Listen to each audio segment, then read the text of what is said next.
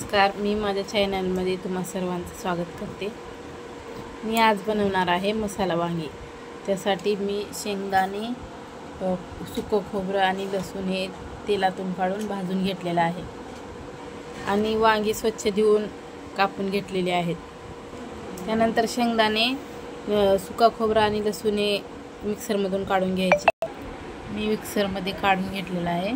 त्याच्यानंतर मी हळद, मीठ, लाल मिरची, गरम मसाला, धनिया पावडर हे मिक्स केला आहे। त्याच्यानंतर थोडंसं आपण असं मिक्स करून वांग्यामध्ये भरूया।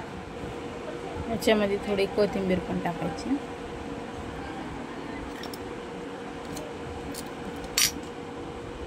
आणि वांग्यामध्ये हे पहा, वांग्यामध्ये मसाला भरून झालेला आहे। यानंतर मी पॅन ठेवलेला आहे। त्याच्यावर मी तेल टाकलेलं आहे। त्याच्यामध्ये पॅनमध्ये तेल टाकल्यानंतर मी थोडेसे जिरे टाकले आहे।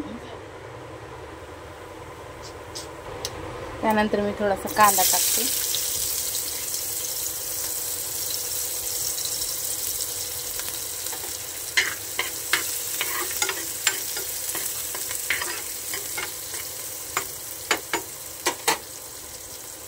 कांदा लाल झाला आहे। त्याच्यानंतर मी वांगे सोडते।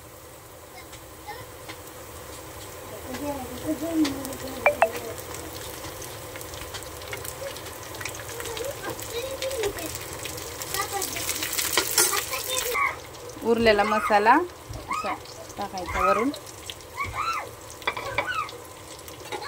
आणि मिक्स करायचं। त्यानंतर मी थोडंसं पाणी टाकते।